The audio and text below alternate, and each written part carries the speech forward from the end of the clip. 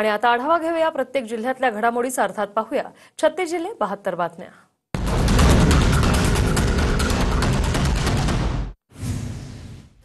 छत्रपती संभाजीनगरमध्ये जायकवाडी धरणातील पाण्याचे राधाकृष्ण विखे पाटलांच्या हस्ते जलपूजनानंतर जायकवाडी धरणातून पाणी सोडलं। छत्रपती संभाजीनगरमध्ये मंत्री राधाकृष्ण विखे पाटलांच्या कार्यक्रमात शेतकऱ्यांची घोषणाबाजी। संत एकनाथ कारखान्याच्या ऊसाची थकीत बिलं देण्याची शेतकऱ्यांची मागणी। पुणे जिल्ह्यातील पानशेत धरण भरल्याने पानशेतकरांकडून धरणाचं जलपूजन, नागरिकांकडून धरणाच्या पाण्यात पूजेचं साहित्य अर्पण। अहिल्यानगर जिल्ह्यात पावसाचा जोर कायम, निळवंडे धरण 90% तर मुळा 85% भरलं। भंडारदरा धरणातही 100% पाणीसाठा। साताऱ्यातील कोयना धरणातून पाण्याचा विसर्ग आणखी कमी करणार, पाणलोट क्षेत्रात कमी पाऊस। धरणातील पाणी पातळी नियंत्रित ठेवण्यासाठी 12,671 क्युसेक विसर्ग। कोल्हापूर जिल्ह्यात पावसाची विश्रांती, शहर आणि परिसरात अधूनमधून पावसाच्या हलक्या सरी। पंचगंगा नदीच्या पाणी पातळीतही घट, मागील 24 तासात पंचगंगेची पाणी पातळी 4 फुटांनी घटली।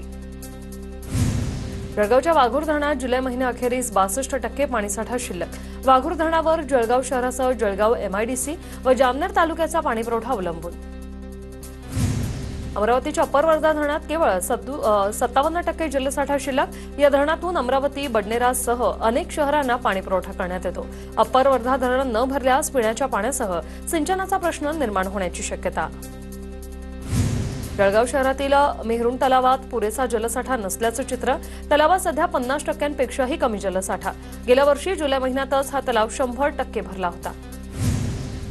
हिंगोलीच्या सेनगावमध्ये कयाधू नदीवरचा बंधारा फुटला। बंधाऱ्याच्या काही भाग तुटून पाणी शिरलं आणि त्यामुळे शेतात पाणी शिरल्याने पिकांचं नुकसान झालंय। पंचनामा करून नुकसान भरपाई देण्याची शेतकऱ्यांची मागणी। रायगड जिल्ह्यात 8 पूल धोकादायक स्थितीत, धोकादायक पुलांवरून अवजड वाहतुकीला बंदी। पर्यायी मार्गांचा वापर करण्याचं प्रशासनाचं आवाहन। वाशिमच्या रिसोड तालुक्यात 2 दिवस झालेल्या मुसळधार पावसामुळे शेती पिकाचं नुकसान। शेतकऱ्यांवर दुबार आणि तिबार पेरणीसही संकट। नुकसानीची प्रशासनानं नोंद घेतली नसल्यानं शेतकऱ्यांमध्ये नाराजी।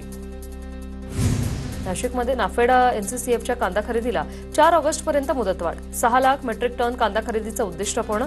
बाजार समितीमधील कांद्याच्या दरात दररोज घसरण। गेल्या 8 दिवसात 480 रुपयांची घसरण। लातूरमध्ये कोथिंबीरचे भाव पडले, उत्पादक शेतकरी यामुळे अडचणीत। 60 रुपयांना कॅरेट तर कोथिंबीरच्या जुडीची किंमत फक्त 2 रुपये। लागवड खर्चही निघत नसल्यानं नवं संकट। वाशिम जिल्ह्यात शेतकरी रामप्रभू सोनवणेंचा शेतात नवीन प्रयोग। पारंपरिक पिकाची लागवड न करता आल्याचं पीक घेत कमवले लाखो रुपये। 1.5 एकर शेतातून 4.5 लाखांचं उत्पन्न।